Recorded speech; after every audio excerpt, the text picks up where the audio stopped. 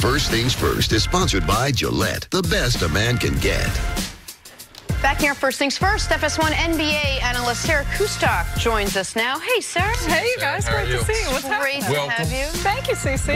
Welcome Jenna? back home. Welcome back home. Air 5. Must-watch basketball last night. If you're going to shake her hand, Sixers. I'm going to air her, but I mean, she way more close. We can third quarter. We can dap. Close game all night. Jason Tatum throwing down the dunk. Teammates love it. What's not to love? Fourth quarter now. Sixers down 2. Joel Embiid gets the three-point play the old-fashioned way. They go up 1. Less than a minute left. Embiid can't get the call. It's hacked. Oh, he's mad. Marcus Smart splitting the defense here for the dunk. And the Celtics, in all their recent dysfunction, win this one, 112-109. Here's head coach Brad Stevens on his team turning things around. Good teams have clunkers, but good teams respond to those with the right effort and approach. I just thought the whole night we played the right way, and we tried to stay within ourselves, and we didn't get too high or too low, and we fought. And, you know, that's what you have to do to have a chance to win. At the end of the day, it comes down to guarding our own man. So that's what we have to do. You know, these guys that take advantage of, you know, when we do help and move the ball pretty well. So we just need to do a better job of guarding our own man, starting with me. And do right for your suck. Oh. It's going to be a fine. Yeah. You think? Yeah. Get your wallet out, Joel. All right, Sarah, let's talk about the win. What did the win without Kyrie tell you about Boston last night? Boston still has all the pieces, and I think we saw that in how they played yesterday. Using the word dysfunction, we've seen this Boston team trying to find themselves. I think them figuring out roles, a lot of it has had to do with these players looking at where their record is at. And I believe they expected to be tops in the Eastern Conference, one of the top 2 teams in the Eastern Conference. So a lot of their disfaction, I believe, comes from the fact that they're not winning at the same rate that they anticipate.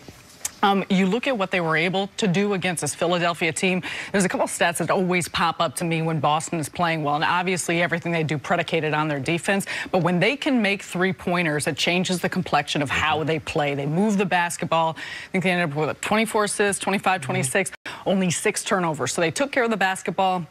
They were able to make shots. They moved the ball well. And so a player like Gordon Hayward, he's going to be a major X factor if he continues to get better. He showed flashes late December, early January. Now it's becoming a little bit more consistent.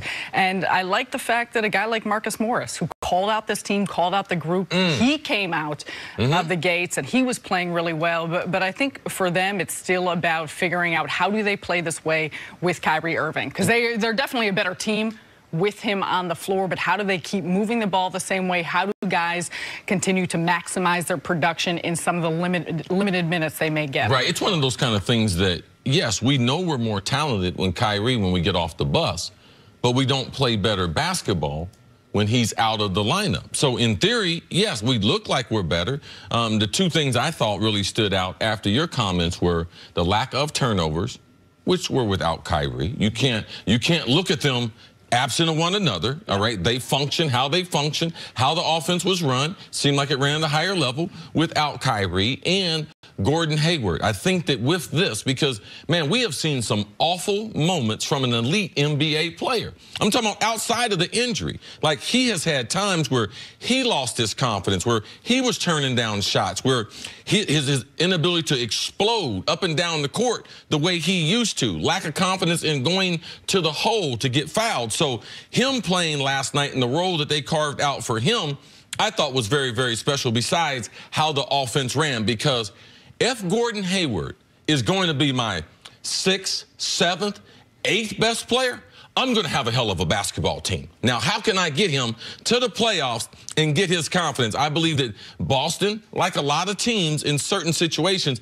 it's not, you can't figure it out. They just have an edge over a certain team. A lot like Green Bay always has with Aaron Rodgers over your Chicago Bears. So this right here, I'm not going to try to read too much into it, but I like what I saw offensively, lack of turnovers, moving the ball, and Gordon Hayward was special last night. Can we build on that? All right, so there's a lot here. First on the Kyrie stuff. The Kyrie with and without for the Celtics is very confusing because the metrics are with him on the court, they outscore people by 9 points per 100 possession. With him off, it's 1.5. They are way better with him than without him.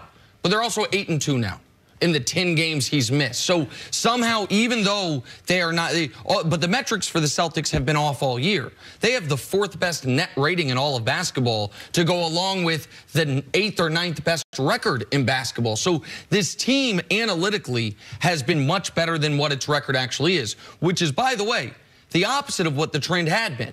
The trend had been they had been, in the previous years, overachieving their analytics because of late-game coaching, because they were winning close games, because they were the best team in the league or one of the best in 1-possession games. So that's first point. Second point on Hayward. He was 6 of 7 of 3 last night.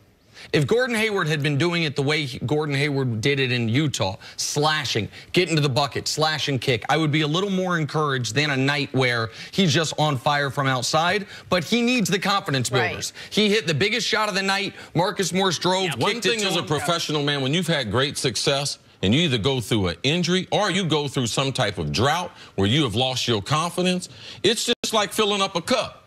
You got all them, you got them bad memories in there. Man, you got to flush them things out. And last night, what he did, it's huge in a game with the type of intensity that it had. For him to get them good, remember, he was stumbling up and down the court. We were laughing and joking, oh, Gordon Hayward. So we should be pointing out with the same intensity when he played a great game when they needed him.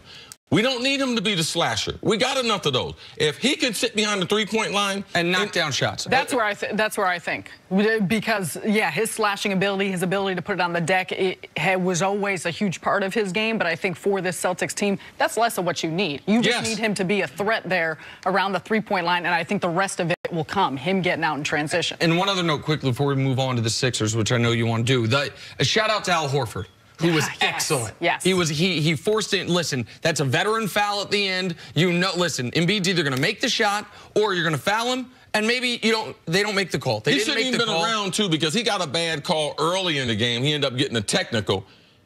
He complained enough. He should have gotten thrown out of the game. He was as angry as I've seen him. And it's because of his overall character. Yes, he normally doesn't act that way. He's a great leader. They allowed him to get himself back together, stay in the game, and he was a key component. And listen, Horford was great on both ends. He rarely has these 20-plus point games. I talked to him 2 days ago about whether or not he thinks he's underrated because he's never a big scorer. And he said he thinks smart people that know basketball appreciate what he does. Last night, everyone should have appreciated what he did. Yeah, on your show. I spoke to him 1 day ago, and he said he really liked the conversation that he had 2 days ago with you, and you probably spoke to him this morning. So let's talk about the Sixers now. Sixers are 1-7 against the Celtics, the Bucks, and the Raptors. Why do they have such a hard time with the top of the East? I will first say that I am not sold that they are better than the Bucks and Raptors. I am very high on Milwaukee in particular, but Toronto as well. And then additionally, I think you look at last night and the new pieces they have, I think this is going to take some time. I think they're going to need the 20-plus games here throughout the rest of the regular season to figure out how they play together, how they try and work in some of these new pieces. And you look at a team against, I mean, you bring up the key fact, Al Horford is excellent against Joel Embiid. Yes.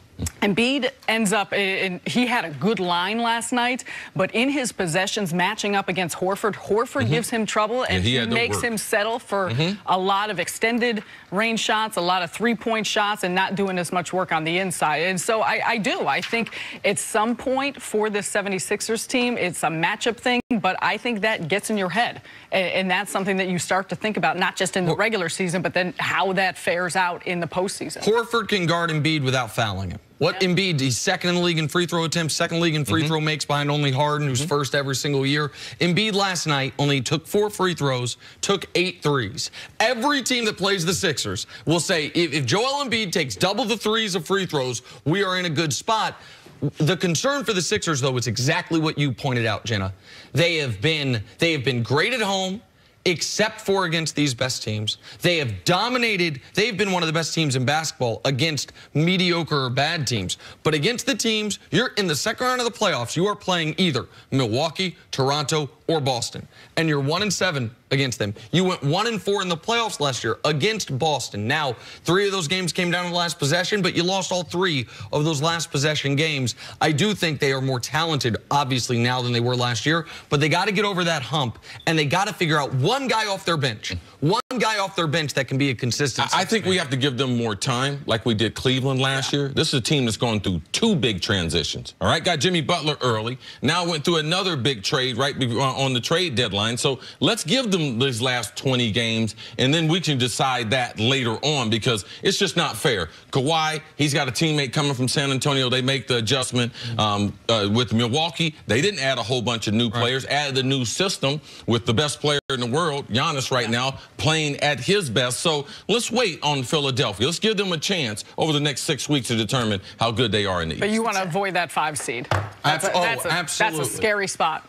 All right, Sarah, we'll see you a little bit later on in the show. Coming up, are the Lakers due for a coaching change? That's next on First Things First.